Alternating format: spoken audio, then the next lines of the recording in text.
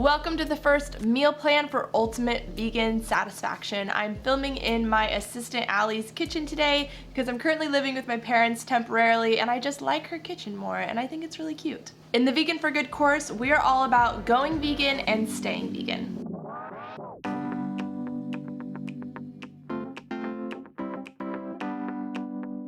And one of the most common reasons people stop being vegan is because they don't feel satisfied on vegan food. They don't know what to eat, they don't know how much to eat, and they end up feeling tired. Blame veganism and quit. Don't blame vegan food. In this video and in future videos, I'm gonna take you through step by step breakfast, lunch, snack, dinner, and dessert. We're gonna talk about eating whole plant foods for the animals, for our health, and for the planet. I myself am not a dietitian, but I worked with registered dietitians James and Dahlia Marin from Married to Health to create the nutritional aspects of the Vegan for Good course, and they are amazing. If you need some more one-on-one consultations, I highly recommend them. In the Vegan for Good course, we cover so many topics about going vegan and staying vegan, and mostly about making your vegan diet a more sustainable and enjoyable lifestyle. Whether you're going vegan for the first time or the 7th time, or you're already vegan and you want to take your vegan game to the next level, join the students from all over the world in the Vegan for Good course who are going vegan, staying vegan, and feeling satisfied. In our first video today, I really wanted to focus on simple foods, things that are easy to make and don't take a lot of thought. We have oatmeal and fresh fruit in the morning, a beautiful salad for lunch, some toast for a snack, and enchiladas that are so good for dinner, as well as the most delicious, simplest dessert you're going to love. So let's get started making some food.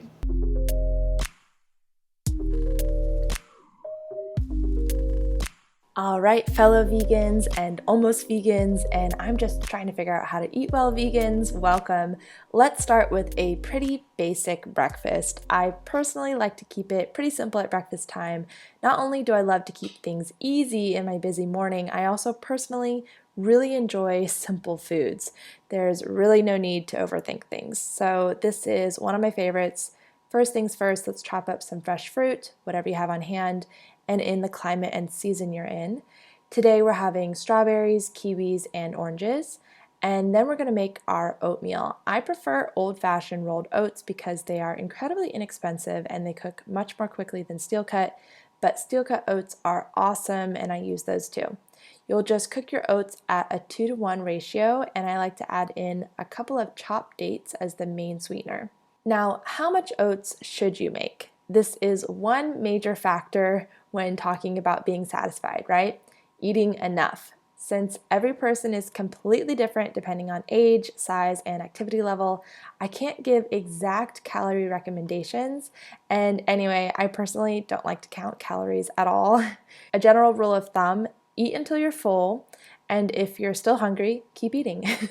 For myself, as a 33-year-old active breastfeeding woman, I'm satisfied with about half a cup of oats along with the other things we're including in this meal. Though in this video, I did make a full cup of oats. Once the oats are cooked, let's add in some extra fat and protein to satiate us even more. I love peanut butter, but you can include whatever nut butter suits your fancy. I'm using about a tablespoon here. Then I'm adding on top a mixture of hemp seeds, ground flax seeds, and ground chia seeds, some sliced banana, and a drizzle of date syrup from this delicious brand called the Date Lady. I've really been enjoying this instead of maple syrup lately. And there's breakfast. There's color, there's satisfaction, and it's all vegan.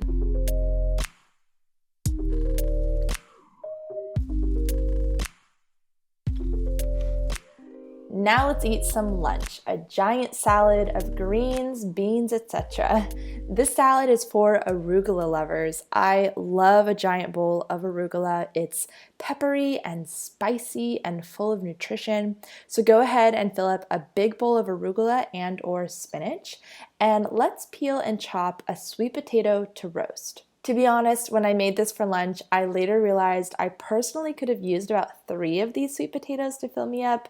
Maybe 1 sweet potato is enough for you, but I definitely needed more. As with any diet, take note of things when eating vegan like, hey, I was still hungry after that meal. Next time, I need to prepare more. So let's roast that sweet potato at about 425 degrees until fork tender and a bit crispy. If you don't have time for something like this in the middle of your day, I totally get it. That's why I love to prep potatoes early in the week and I have them roasted and ready to go in the fridge. Next, let's drain and rinse an entire can of garbanzo beans to throw in there. I love garbanzo beans in salads because they generally keep their shape and are a perfect texture. Then dice up some red onion and jalapeno if that's your jam. Just be careful to remove the seeds, possibly without touching them because the spice can stay on your fingers for a long time. Now let's chop up half a bunch of cilantro and some avocado. And okay, our dressing is stupid simple for this one, guys. I'm squeezing on a lot of lime juice. The tartness is perfect with the creamy avocado and the peppery arugula. And then we're doing a sprinkle of garlic powder and a sprinkle of salt. Then throw on the sweet potato, mix together, and enjoy. Just remember to chew your greens really well and to take a break for your lunch if you can. I need just as much reminding that pausing during the day to eat a good meal is really important.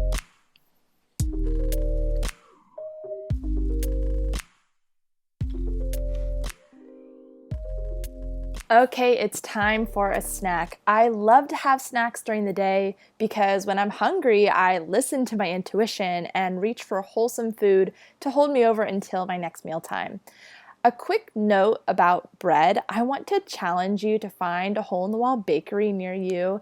If you're used to buying bread from the store, I bet you there is someone close by who makes really good bread from scratch without unnecessary additives, and it probably tastes way better than you're used to. Obviously, we all live in different places, but do a quick Google search or Bing if you're that kind of folk and see what kind of bakeries you discover. It's not featured in this video, but I recently discovered the most amazing authentic German baker near me, and I have been obsessed with getting his gorgeous bread every Wednesday. Sadly, he is retiring, and I will have to go on the hunt for a new maker of sourdough to fill the hole he has left in my heart. Okay, moving on. Today we're having my favorite way to have toast lately. We are just going to put on some almond butter and some strawberries. I've been getting the best strawberries from a guy named Oswaldo at the farmer's market, and my son loves him because he holds him and gives him strawberries, and it's Cosmo's highlight of the week. Then let's add on a drizzle of date syrup and call it a day. This snack is really fantastic and totally kid-friendly.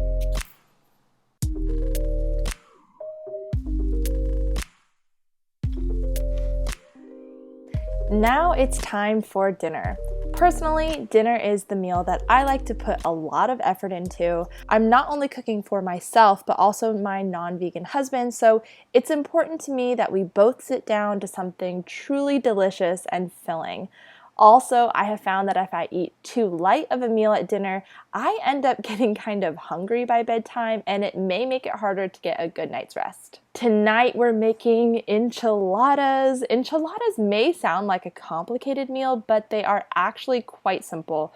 We're going to fill our enchiladas with potatoes and black beans. Potatoes are so comforting and nourishing, and the beans give us an extra boost and plant protein.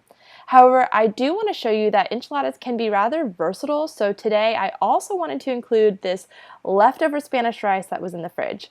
Feel free to get creative and throw in whatever sounds good like cauliflower, spinach, pinto beans, sweet potatoes, or lentils. Just make sure whatever you do put in, it is already cooked. So let's start by boiling our diced potatoes until fork tender, and meanwhile we will make our red sauce. Simply combine 2 24-ounce jars of tomato puree or strained tomatoes with 32 ounces of veggie broth. Then add in your chili powder and onion powder and use a whisk to fully combine. While that cooks, let's make our toppings. To make the best and easiest guacamole, pick out good avocados. If your avocados are crappy, so shall be your guacamole. Partially mash the avocados, do not overmash. This is very important. Only lunatics are happy with watery guacamole. Add in some diced red onion, some lime juice, but not too much. Finally, garlic powder and some salt. To make your cashew sour cream, it's actually very simple. You're just going to put raw cashews into your high-speed blender. You're going to tell everyone you soaked your cashews first, but you're not actually going to. You'll add some lemon juice, enough filtered water. Do not cover the cashews with water. Then salt. Done. Blend and blend until very, very smooth. Exact proportions and directions of this very popular, very easy, and very versatile sauce are on my website. Now it's time to thicken the enchilada sauce using brown rice flour. Whisk it in so it's nice and combined and there are no chunks. And now it's time to assemble. So you'll be using more than one pan most likely. Scoop some sauce into the bottoms of the pans to cover. You'll use about 14 to 16 corn tortillas. Be sure to warm your tortillas first so they don't fall apart on you. Then fill your tortilla with the bean, potato, rice, and whatever you want mixture. Roll it, place on top of the sauce in the pan. Continue until you've run out of filling, and then cover the whole thing with more enchilada sauce. Let's throw on some cashew sour cream for a bit of cheesiness, creaminess, and bake this covered with tin foil at 375 for 25 minutes. If your enchiladas are not hot and bubbly after removing the foil, throw them back in the oven for another 5 minutes. This is an extremely satisfying meal. It's filling and has fats and carbs and protein. It's colorful. It feels slightly decadent, but truly it's just very wholesome and nourishing. For me personally, I can eat about 4 enchiladas at dinner time, of course topped with guacamole and cashew sour cream. To check out the enchilada recipe, including the cashew sour cream, go to my website linked below.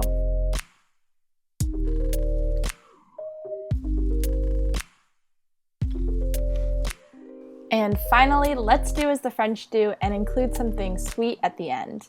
All you need for this recipe is some medjool dates, some vegan chocolate, and your preferred nut butter. Simply pit your dates, melt some chocolate, I prefer using vegan chocolate chips, and scoop some nut butter into the halved dates and close them back up. Once your chocolate is melted and stirred to perfect smoothness, dip your dates and cover them in the chocolate in whatever way you can, no matter the mess that's made. Set them on a plate and place in the fridge. After only 10 minutes or so, the chocolate will harden and you'll have yourself the simplest, most decadent little treat. These are so bomb and ridiculously simple. To wrap up, I want to give a nod to my friend High Carb Hannah. She created an incredible series on her vegan channel called Meal Plan for Maximum Weight Loss, and I admit I was completely inspired by her to come up with this series about feeling satisfied on plant food. So thank you, Hannah. She's amazing, guys. I highly recommend checking out her story and killer recipes. And just a reminder, there are so many ways to eat a vegan diet. In this series of videos, we're going to be exploring the plethora of delicious and simple meals available to you when you're eating whole food plant-based, meaning minimal ultra-processed foods, and obviously all plants. Also, one of the biggest pitfalls when first going vegan is not eating enough, so lean into those large portions and fill your belly.